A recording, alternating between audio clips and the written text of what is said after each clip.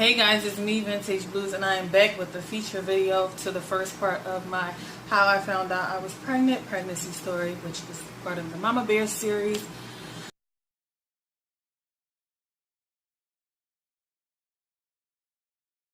So, these are some things that I wish I would have done before and during my pregnancy, along with some positive tips and affirmations to mommies who want to conceive or who are already expecting.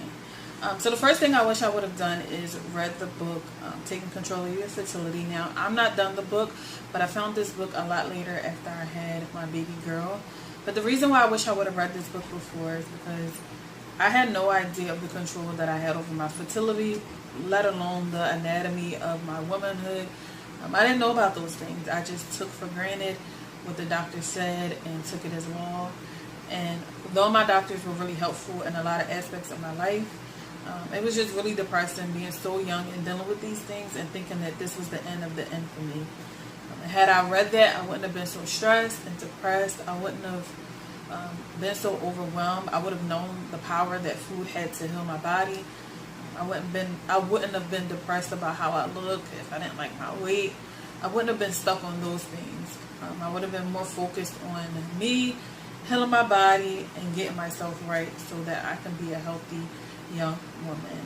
Now, the second thing I wish I would have done, they go hand in hand together, and I wish I would have eaten a more plant-based lifestyle before and during my pregnancy, along with working out more consistently. Now, consistency is, for me, is doing something for a long duration with as few setbacks as possible. And I feel like I was not consistent before I had my baby, before I got pregnant, and I wasn't consistent during my pregnancy. I craved a lot of bad things during my pregnancy, and I ate them, and honestly, I felt horrible after I ate them. I didn't feel good. I felt sluggish, and it made the pains that I was experiencing 10 times worse. On top of that, I felt like my baby, I would have given her a lot more healthy beginning, because I'll talk about this more on my third part video about once I had her. But her skin wouldn't have been as bad. Yeah, she wouldn't have suffered with a lot of the things that she suffered with had I been a lot more consistent before and during my pregnancy with eating and working out. Now, with working out, I feel like I would have snapped back a lot faster. It wouldn't have been a struggle to get it together because I would have been consistent. I would have been used to it. It would have been part of me. And consistency is something I'm working on, guys. I'm not perfect at it, but I try to be as consistent as I can. But I would like to be a lot more consistent when it comes to these things. Now, another thing I wish I would have done is not stressed as much as I did before and during my pregnancy.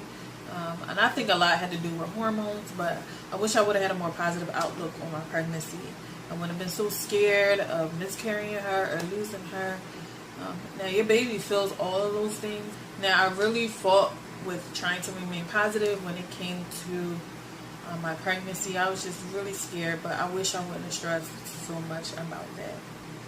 Another thing I wish I would have done during my pregnancy is use shea butter on my belly. Now, I know some people say stretch marks are hereditary, and I think a lot of things are hereditary, but I think there are preventative measures that you can take to prevent what is usually hereditary. And I know this for a fact because a week after I stopped using shea butter, the stretch mark popped up. Like, they just came out of nowhere. I was doing pretty good up until that point. Now, those are some of the things that I wish I would have done before and during my pregnancy.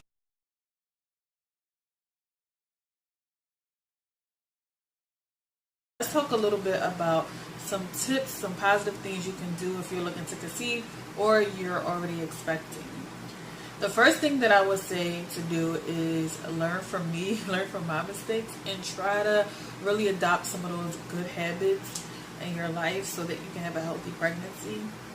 But one of the most important things I think you should try to do is mend relationships in your life.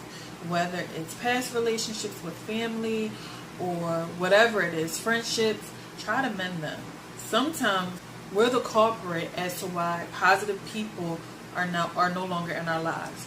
We may have done something or said something or may have not wanted to apologize, and therefore we lose some really, really, really good people that could be in our lives right now. You need as many positive people around you as possible when you're pregnant or you're trying to conceive. Another thing I would say that is important is healing your past, whether it's abuse from family, relationship, whatever it is. Try to heal those things. Talk to someone, get some help, because a lot of times what's holding us back is we're afraid past might repeat itself, right? So we do whatever we can to avoid putting ourselves in a situation that can remind us of things that we've been through in the past. Another thing that I would say to do is to get some sleep, get lots of rest, drink water. I think people forget how important water is in our bodies working properly. Another thing I would say to do is to not entertain negative comments. There are going to be some people going to say, oh, you're forever going to be fat, or oh, your skin is going to look like that forever because you have PCOS, or I'm sorry, ma'am, you may never have children. Don't believe that. I say go do your research. Go look up women who have had positive results with having children or with dealing with their PCOS. Let them be examples to you. If you keep hearing all these negative things, it won't be long before you believe that this is your outcome in life, that this is what your life is going to be like. So I say forget those things and entertain the positive stuff and bring it all to you so that you can know that it's possible for you.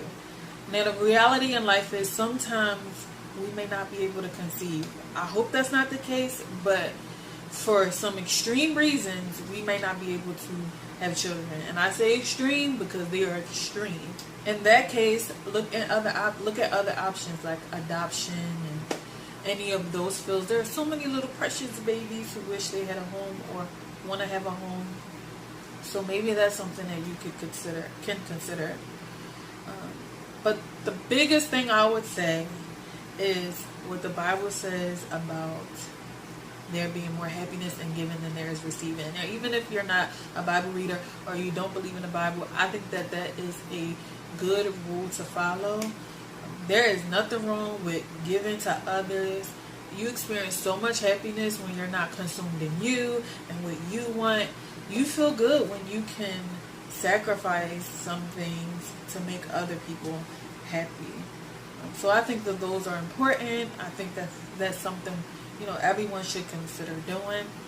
But anyway, those are my tips, my positive affirmation. I hope that they encouraged and motivated someone out there.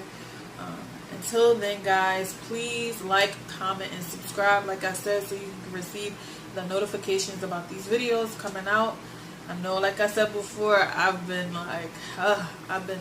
really slacking on that, but I have so many videos coming out. Until then, guys, be good, be well, and so much love from my family to yours.